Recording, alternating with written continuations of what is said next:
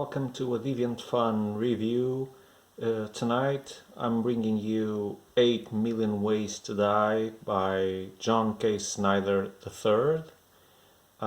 It's a Mathew Scudder mystery. Mathew Scudder is a persona created by Lawrence Block. So this is an adaptation of an existing novel, a traditional novel. So John K. Snyder adapted it to a graphic novel. It is the first adaptation of a Lawrence Block story. It's the typical police noir story that you would expect by looking at the cover. So everything very dark. The illustration quite reflects it. The main character is also what you would expect. So it's a troubled person. He's a former detective and is now a PI, a private investigator, and he's been dwelling with his drinking habits. So he goes to AA meetings, and every day is a struggle not to return to his past days where booze was, well, his actual meaning of life. And so he started drinking much out of an accident that occurred when he was in the police force, and that culminated in him leaving his job because he had to, not only because he was expelled, but also because he felt he couldn't do it anymore, because in a shooting he just happened to shoot an innocent person by accident, via a bullet ricochet. So what we find here is a crime and mystery story that starts with Mathew Scudder being visited by this female character, Kim. Let me remind the name. Kim Hakkinen, I believe. It's not very important. Yep, Kim Hakkinen. And she's a prostitute, and she wants to get out of the business, and so, but she's a bit afraid that her pimp might not like the idea of her getting away from business. So she seeks Mathew Scudder to help her by speaking with him, feeling the grounds to understand if she will get in trouble because of having those that motivation of leaving the business. So it all starts smooth. Mathew Scudder does in fact arrange a meeting with her pimp after he finds out how to get to him, because he's a very kept to herself person. He goes by the name of Chance, but he doesn't actually go out or have any customary places where he goes to have a drink or something like that. So he finds this informant, and he ends up finding out how to contact Chance. And the first talk, he finds out that Chance is not the regular pimp he would expect. He seems very humane, and if he actually guarantees that he sees no problem in Kim going, that she should do it, and there would be no hard feelings or any action from his part. So Mathew believes him, but deep down he somehow feels that it's not gonna work out okay, and in fact it doesn't, because the next day Kim Hakkinen is found dead in a hotel room, all sliced up by what seems to be a machete or some kind of large knife. So Matthew had sworn to protect her. He guaranteed that everything was okay.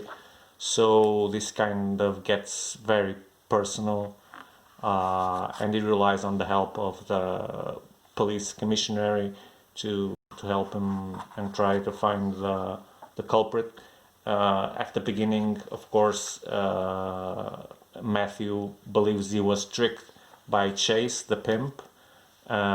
So he tries to speak with him again, and he's once again reassured that he had nothing to do with it.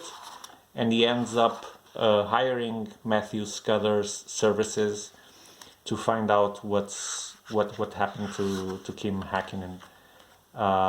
So Matthew, together with the help of the police chief and his own deduction abilities and interviews that he conducts with Kim Hakkinen's partners of business, and by visiting the site of the murder and Kim Hakkinen's own apartment, Matthew has a keen eye for the details, and he picks up some clues that the police didn't quite think of, and you shouldn't expect from this book for Matthew being like a Sherlock Holmes, making highly complex deductions with the smallest thing. No, he just has an eye for detail, for smallest mundane things that get past the police's attention,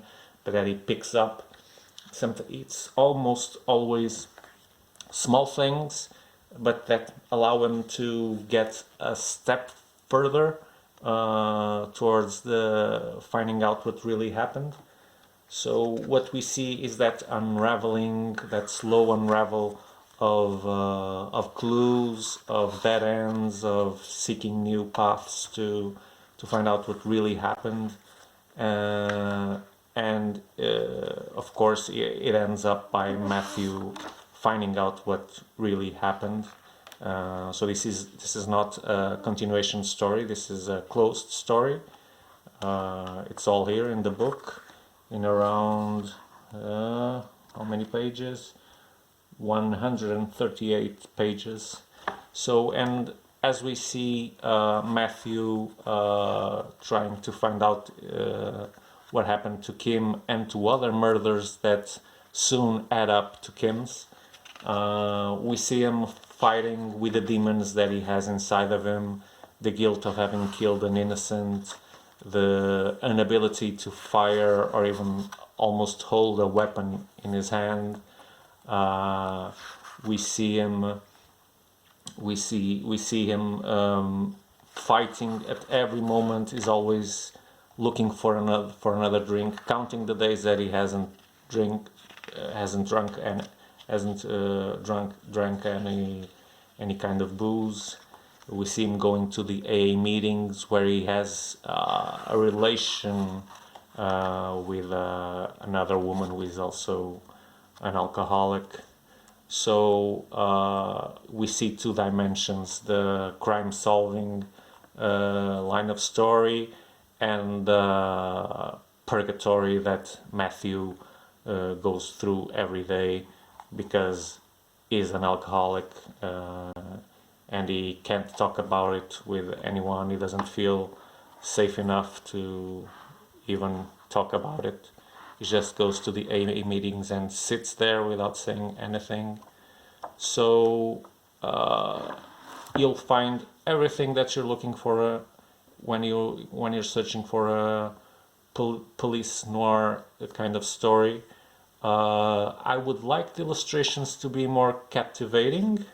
I think they don't do enough justice to the story, which is really interesting. It doesn't rely on flashbacks and jumping back and forth. It's very linear, but the clues and the advances are given at a good pace, stable pace. It maintains enough suspense and mystery for the reader to pursue one and more pages. It's an A plus for the writing.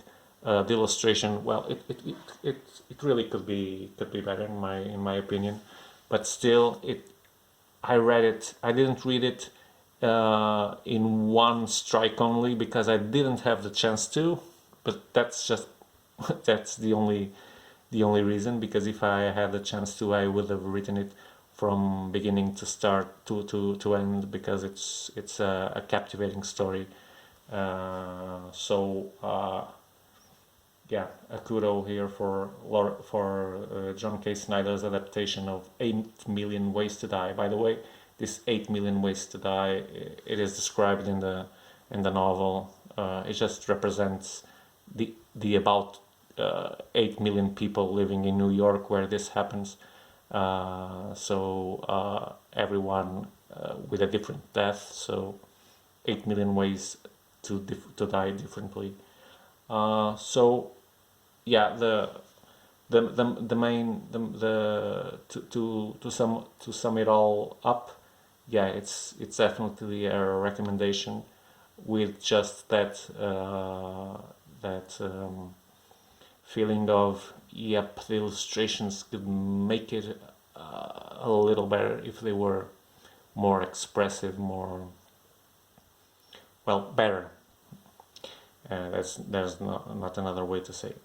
So that's it for today. So thank you for watching. Deviant.fun, your comic book shop. Pay us a visit, and see you soon. Bye bye.